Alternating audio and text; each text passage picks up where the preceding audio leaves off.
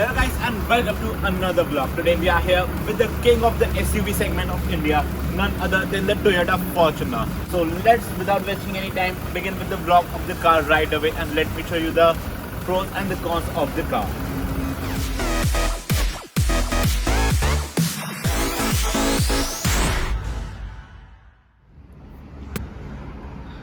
So guys, let's begin with our vlog. But before that, a huge thank you to each and everyone out there for supporting me and bringing my channel to a level where I got monetized just yesterday. So a big shout out to everyone who supported me and loved my videos, and there will be more such content for you. Stay tuned with the channel. So let's begin with the vlog of the car. So we are having the 2021 Toyota Fortuner with us, and from the first look you can see that now it looks much more sportier and more muscular, as it gets a whole new bumper as well as new lights, and these lights look just fab indeed. Over here it says bi-beam LEDs, and these are all LED headlamps, and the indicators are down here which are also LED, and these are the LED fog lamps, and these are very much fake vents over here with some front parking sensors, and the other front parking sensors are present. Where are they? I can't find those of them, and the one is over here, and these are the lights of the car. And as you can see, it gets a very bold chrome line over here, and the grille is now a gloss black one, and with a humongous Toyota logo over there, and the bumper also gets a silver treatment done on it, some black as well, and it looks very wonderful in this white color because of the different shades used in it. Looks fab. And from the side as well, you can see it gets a mild body cladding on the wheel arches only, not on the other part of the car. And but the wheels in the regular Fortuner are same as the previous one, which are 265, 65, 17-inch wheels, and these are all terrain tires, of course. See over here. And the Legender Fortuner, it gets some new wheels as well as some different headlamps. And Legender video will be also coming very soon. The car is not available right now, so when the car will be available, the video will be out soon. And these are the outside rear view mirror, which are same as previous one, and indicator over here. It also get a pedal lamp over here, and almost the body shape of the car is same as before. There are some of the minor changes, like the wheel arch looks more muscular, and it also give a car a much more muscular feel and looks quite nice and more sportier. And over here it gets a chrome line running down the window lip. It extends all the way to the right mirror here. The chrome line extends all the way to the right mirror. So it connects both the outside rear mirror of the car, and over here it gets some aerodynamic bits which are just for show. And here are the roof rails of the car, which are very much non-functional as such. And here is the window line, which slopes down and looks fab indeed. Just look at the window line of the car, looks fab indeed. And here is also glass, and it is in black color. And here is the side footstep of the car without any badging as such. And for something changes, you will notice that it gets now a black surround on the tail lamp, not as the chrome one which was available in the previous Fortuner. And these are all LED tail lamps, but the reverse lamp is still in fog. That's a missing part. That's the only halogen lamp in the car. And another Fortuner written over here very boldly with the Toyota logo. And here's the reverse parking camera, and here are the reverse parking sensors, and here's the exhaust of the car. And this is the spare wheel, and it is also an alloy. There's no cost cutting in that sense. So let's open the tailgate of the car. Here it opens, and here's the key of the car, as you can see, same as the key of the Innova and other Toyota cars. And here's the boot size of the car with all the seats up, and it's a decent amount of storage, so like you can keep 2 to 3 luggage over here quite easily. And but if you want to take these seats up, it's quite easy. Just pull this lever and it's up, and you have to just lock it with your other hand. That's quite easy. So right now it's not possible for me to do it because it requires 2 hands. And here is the rear seat belt, and another over here, so it gets proper seat belts at the back over here. And it also gets a light over here, which is again an halogen, but other interior light are LED, as you can see over there. So here's the button to close the boot.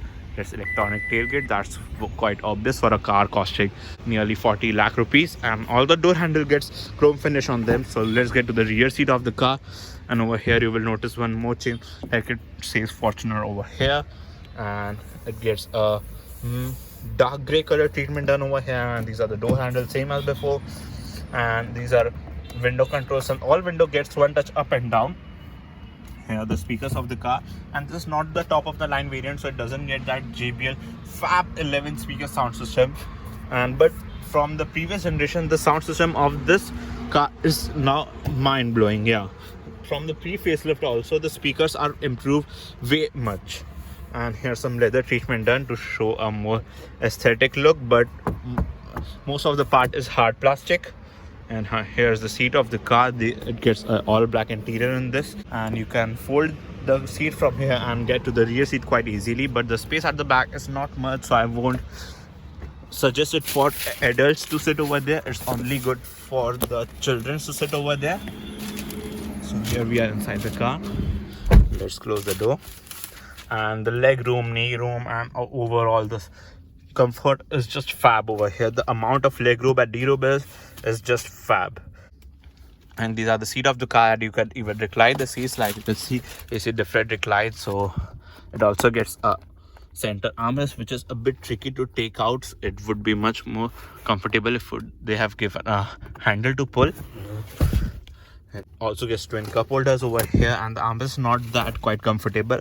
And overall the seats are also not that quite comfortable. The under thigh support is a bit lacking, but the space over here is fab. And the headroom is also quite great because it doesn't get a sunroof, so the headroom is also in plenty. And here are some features for the rear seat, like it gets lighting over here, and these are for the air conditioning controls, and these are the air conditioning vents over here, and it gets vents at the back also. And it gets a proper 3-pointer seat belt for the center passenger also, which is quite nice. And over here it gets a 12-volt charging socket along with some space to keep your phones. And it also gets a hook over here. Let's close it. And it also gets some space down here. And that's enough. That's it for the rear seat of the car. And this handle as well as hook, like you can see over there.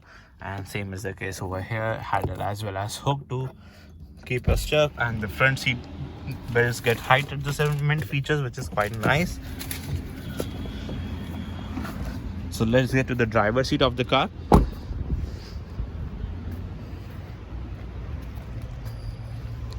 And both the front door get the request sensors on them, which is quite nice.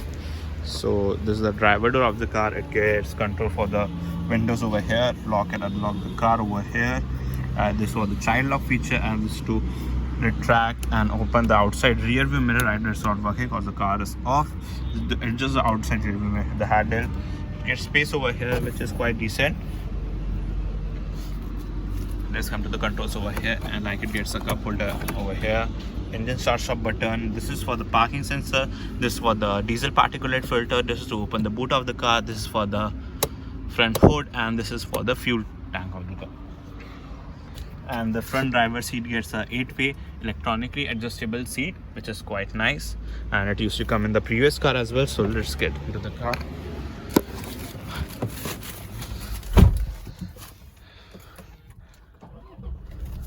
So here the car comes to life.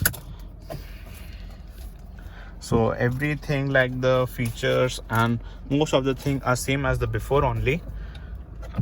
The one thing that has changed is the instrument cluster. That's a new one.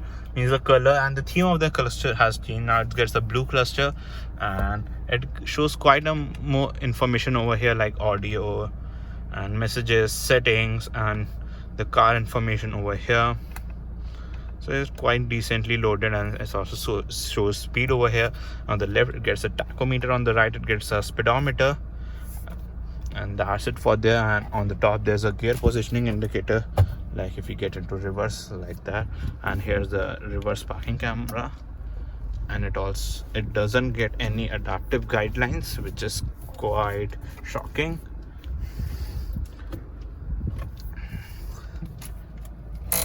So it also gets a manual handbrake. It doesn't get any electronic handbrake as such. It's a manual handbrake, and over here are the controls for the wiper, and over here are the controls for the headlamps. It gets automatic headlamps as well as automatic wipers. That's quite nice. And these are the pedal shifters on the car, and the steering gears controls over here are for the audio system, and the controls over here are for the instrument cluster. And if we come to the side over here, and so this is the audio infotainment system. Previously doesn't used to get Android or Apple CarPlay, but now it gets Android Auto as well as Apple CarPlay in it, and Bluetooth is also quite obvious. So it doesn't show quite much information as such. It is quite less loaded only. They would have done much better. It doesn't get any navigation till now, but the audio quality from the pre-facelift Fortuner has now improved dramatically well, even on the regular 6-speaker system, and in the JBL system, of course, that's fab. So let's get to the home back, and it shows some information like trip information and all, and the car doesn't show anyone because it's only done 16 kilometers till now. And over here it gets a clock, and there's a hazard light switch over here, and it gets proper pure hard plastic over here. Some leather treatment done over here as well as done over here, but other all are just hard plastic. And over here the top glove box is a cooling glove box. That's quite nice. And the bottom one is a lockable, but that's a humongous one, and it also gets a cup holder over there. And here are the tweeters of the car. And if you come down over here, here's the single zone automatic climate control system. And over here the front, both the seats gets ventilation function, which is quite nice. And being a two-wheel drive, it doesn't get that 4-hand follow switch over here, so it gets some storage over here, storage over here as well. And here are some cup holders like this, you can open them. And here's the automatic gearbox of the car, like right now it's park, then reverse, neutral, and drive, and sport. So I can do park. And it gets a silver treatment over here with some piano black touches, and overall wooden treatment done over here, and some leather feel are also over here, so fake leathers. And over here are the controls for the different boards of the car, like it gets 3 boards: eco, doorbell, and sport. I'm sure, so it's an eco, it will show you on the top over there, then it normal, then sports mode. And over here's a button for the engine start stop, automatic engine start stop, as well as a traction control button. And over here space under the center armrest, under the center armrest of the car, and front seats are very much comfortable and supportive. And overall the other thigh support, the side bolsterings, the head support, and everything is quite nice in the front seats. So it's quite a comfortable car, but still it misses out on a ton of features like sunroof mainly. And over here it gets a sunglass holder and lights over here. And over here is the inside rear view mirror, but that's right, it's an automatic inside rear view mirror. And here's the mirror along with the light, and same as the case over here, mirror along with the light like this. But this car still misses out on a ton of feature like a 360-degree camera, automatic parking, mainly a sunroof. So like its competitors provide those features, but in terms of power, this car gets a 2.8 liter 4-cylinder diesel engine, which produces 201 horsepower and a massive 500 newton meter of torque, which make this car the most quickest and the most powerful car in this segment. And that's the only plus point of the Fortuner. Otherwise, the ride quality of the Fortuner is also on the very much bumpy side, and the car keeps continuously moving and moving. So, and nothing much has changed from the previous Fortuner. I think so Toyota is planning to give the sunroof in the new generation of the Fortuner as well as the Innova Crysta. And over here, so let me show you that over here is the control for the cruise control system. So you can set the cruise control system from here, and that's quite easy. And over here, like I told you, for phone calls and everything. And this is the automatic climate control system, like I told you, everything. So overall the space in the car and over the comfort is quite nice, but if it would get more features, that would be very much fab for Fortuner. Any features also, this car is just ruling the market like none of the car. MG Gloucester having a ton of feature is not able to even come close to the Fortuner in terms of sales. So being a car with a very legendary name, Fortuner is doing great in the market. So guys, this is what Shubhodeep Banerjee today reviewing the Toyota Fortuner. Let's see you guys in another video really soon. Till then, bye bye and have a nice day.